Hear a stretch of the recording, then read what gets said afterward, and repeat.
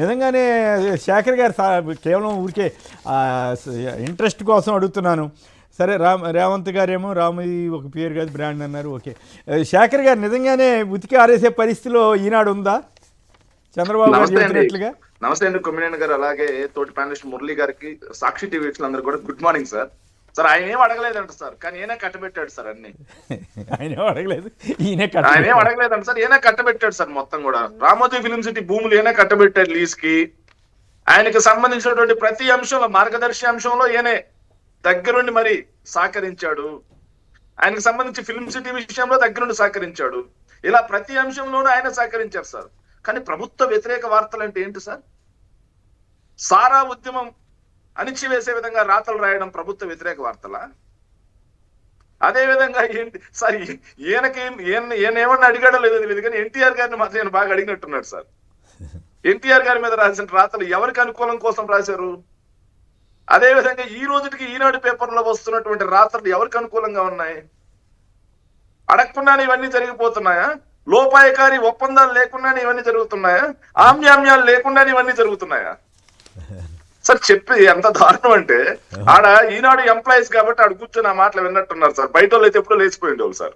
అట్లే ఉందిలే, ఏంద్రబాబు మాకు సోదని అంత దూరం వెళ్ళిన తర్వాత గెస్టులు కూర్చుంటారులే. కానీ బట్ కాకపోతే ఆసక్తికరమైన విషయం అంటే, ప్రభుత్వానికి వ్యతిరేకంగా రాస్తామని చెప్పారని అంటున్నారు. మరి ఈరోజు అసలు ప్రభుత్వం మీద అచ్చంగా ప్రభుత్వాన్ని మొత్తం గత 5 ఏళ్ళు జగన్ గారి మీద ఎంత విషం కక్కారు కదా, ఇప్పుడు కూడా కక్కుతూనే ఉన్నారు కదా. ఇప్పుడు ప్రభుత్వం వైపు ఎంత దారుణమైనటువంటి తప్పులు జరిగినా కూడా అబద్ధాలు రాయడానికే ప్రాధాన్యత ఇస్తున్నారు కదా. అది దురదృష్టం. వాళ్ళు మార్చుకుంటే మంచిది. అప్పుడు చంద్రబాబు గారు నిజాలు రాసినప్పుడు చంద్రబాబు గారు వాళ్ళని ఊరుకుంటే ఓకే, తప్పేం లేదు. ఇప్పుడు ఉదాహరణకి విశాఖ ఉక్కు ఉంది, మరి అప్పుడేం చెప్పారు చంద్రబాబు గారు, ఇప్పుడేం చెబుతున్నారన్న దాని మీద వాళ్ళు రాస్తే ఊరుకుంటే అప్పుడు మనం ఒప్పుకోవచ్చు. సార్, నాడు విశాఖ ఉక్కుని ప్రైవేటైజేషన్ చేయకుండా జగన్మోహన్ రెడ్డి గారు అసెంబ్లీలో తీర్మానం చేయడమే కాకుండా, ఏదైతే ప్రధానమంత్రి మోడీ గారికి లెటర్ రాయడమే కాకుండా, ఆయన సమక్షంలో సభలో నిలదీశాడు. కేవలం జగన్మోహన్ రెడ్డి గారు అడ్డుకోవడం వల్ల మాత్రం ఎన్నాళ్ళు ప్రైవేటైజేషన్ ఆగింది. అంశంలోకి మళ్ళీ వెళదాంలేండి, ఒక్కొక్క అంశం వెళ్దాం.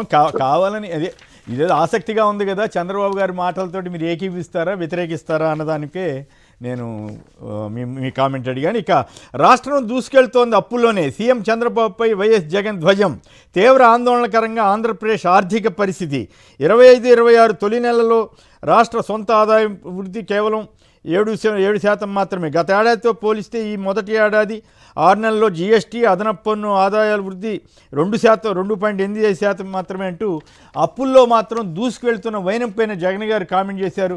మురళి గారు, ఈ వ్యాఖ్యతోటి మీరు కూడా ఏకీపిస్తారా లేదా, ఏం కదా మీ విశ్లేషణ ఏమిటి? సార్ నమస్కారం. మీకు ప్యానెల్లో ఉన్న మిత్రుడు శేఖర్ గారికి, వీక్షకులకి అందరికీ సిపిఎం పార్టీ తరఫున నేను ముందుగా నమస్కారాలు తెలియజేస్తున్నాను. వాస్తవంగా ఆంధ్ర రాష్ట్ర పరిస్థితి ఆందోళనకరంగా ఉంది, దాంట్లో ఏమాత్రం సందేహం లేదు. అది జగన్మోహన్ రెడ్డి గారు చెప్పారా, లేకపోతే బుగ్గన రాజేంద్రనాథ్ రెడ్డి గారు చెప్పారా, లేదా మేము చెప్పామన్న దాంతో నిమిత్తం లేదు. ఈ రాష్ట్రంలో ఉన్నటువంటి ఆర్థికవేత్తలందరూ కూడా ఇది ఒక ఆందోళనకరమైనటువంటి పరిస్థితికి నెట్టివేయబడతా ఉంది. చంద్రబాబు నాయుడు గారు అధికారంలోకి వచ్చిన తర్వాత ఈ 17-18 నెలల్లోనే దాదాపు 2,30,00,000 కోట్లు, ఇప్పటికీ 2,30,000 కోట్ల రూపాయల అప్పుల్ని చేశారు. గతంతో పోలిక చేసుకున్నప్పుడు ఈ అప్పు పోలిక చేసుకున్నప్పుడు పెరుగుదల కూడా చాలా ఎక్కువగా ఉంది. ఇది తీవ్రమైన ఆందోళనకరంగా మారిపోతున్నటువంటి పరిస్థితి ఉంది. ఇతర రాష్ట్రాల పరిస్థితిలో కూడా మనం పోలిక చేసుకుంటే మన రాష్ట్రంలో అప్పు వేగం చాలా ఎక్కువగా ఉంది.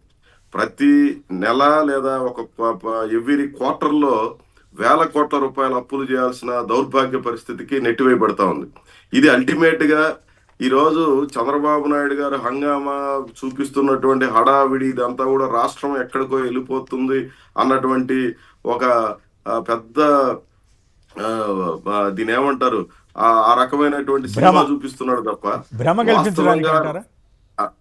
రాష్ట్రంలో జరుగుతున్నటువంటి దానికి చంద్రబాబు నాయుడు గారు చూపిస్తున్నటువంటి దానికి హస్తిమస్కాంతం అంతా తేడా ఉంది. ఏదో లక్షల కోట్ల రూపాయల పెట్టుబడులు వరదలాగా ఈ రాష్ట్రం మీద వచ్చి పడిపోతున్నాయి, సంపదకి కేంద్రంగా ఆంధ్ర రాష్ట్రం మారిపోతా ఉంది అన్నట్టుగా ఫోజ్ ఉంటా ఉంది.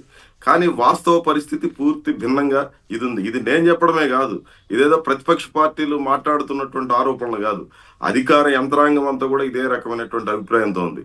ఇది రానున్న రోజుల్లో మొత్తం రాష్ట్రాన్ని ముంచేస్తుంది అన్నటువంటి ఆందోళన కూడా ప్రస్ఫుటంగా కనిపిస్తా ఉంది. ఈ పరిస్థితుల్లో రాష్ట్రాన్ని ఎట్లా గట్టెక్కించాలి అన్నదానికంటే కూడా ఈ సహజ సంపదనంతా కూడా కార్పొరేట్లకు కట్టబెట్టే కార్యక్రమంలో తలమునకలైపోతున్నటువంటి పరిస్థితి మనకు ఓకే, clear గా ఆ కనిపిస్తోంది. ఇష్యూలోకి మళ్ళీ వెళదామండి. ఆ ఇష్యూలోకి విశాఖ ఉక్కు అట్లాగే ప్రైవేట్ వాళ్ళకేమో ఎట్లాగా మేలు చేస్తున్నారు, గవర్నమెంట్ సంబంధించినటువంటి విశాఖ ఉక్కు మీద ఏం చేస్తున్నారనే దాని మీద మళ్ళీ మాట్లాడదాం. కేవలం అప్పుల గురించి జగన్ గారు చేసిన వ్యాఖ్యలతో మీరు కూడా ఏకీభవించినట్లుగానే అర్థమవుతుంది. ఇక్కడ సమస్య ఏంటంటే జగన్ గారు అన్ని నిజాలు చెప్పడానికి ప్రయత్నం చేస్తారు. అదే చంద్రబాబు గారు అయితే ఏమాత్రం చిన్న పాజిటివ్ కూడా లేకుండా అన్ని నెగిటివ్ మాట్లాడతారు. ఈయనేమో ప్రభుత్వంలోకి సంబంధించి ఇదిగో ఈ తక్కువ వృద్ధి రేటు ఉంది ఇట్లాంటివి చెబుతారు. అది సమస్య ఏంటంటే నిజాయితీగా నిజాలు చెప్పడమా లేక అబద్ధాలు చెప్పి అధికారం సంపాదించడం అన్న దాంట్లో ఎవరికి వాళ్ళు ఆలోచించుకోవాలి. ఆ తేడాని అయితే జనరల్గా విశ్లేషకులుగా ఇట్లాంటివి గమనిస్తాం కాబట్టి మాట్లాడుతున్నాం. రైట్.